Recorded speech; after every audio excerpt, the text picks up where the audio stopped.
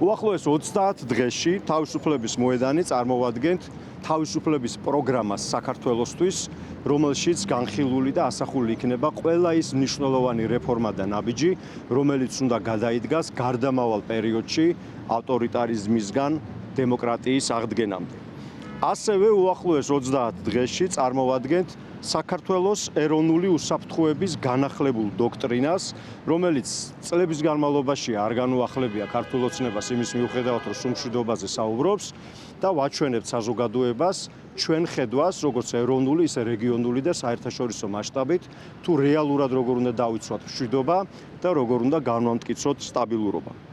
ასევე უახლოესი დღეების განმავლობაში ეტაპობრივად წარმოგიდგენთ თავისუფლების მოედნის გუნდის იმ წევრებს, რომლებსაც ვთვლით, რომ აქვთ შესაძლებლობა გამოცდილება, ცოდნა და პროფესიონალიზმი იმისათვის, რომ ჩაიბარონ ქვეყნის მართვისათვის მნიშვნელოვანი საკითხები და სფეროები. რეჟიმის ცვლილება მოხდება იმ შემთხვევაში, თუ რამდენიმე რაღაც მოხდება და ჩვენ გჯერა იმისი, რომ ეს ყველაფერი შესაძლებელია საქართველოში. პირველი ეს არის ის, რომ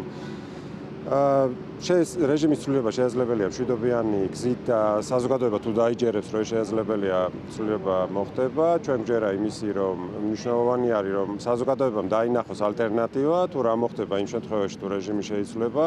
და რა მოხდებაში იგულისხმება არა მხოლოდ ის, ვინ შეიძლება მოვიდეს როგორც ალტერნატივა, არამედ რა გეგმა იარსებებს.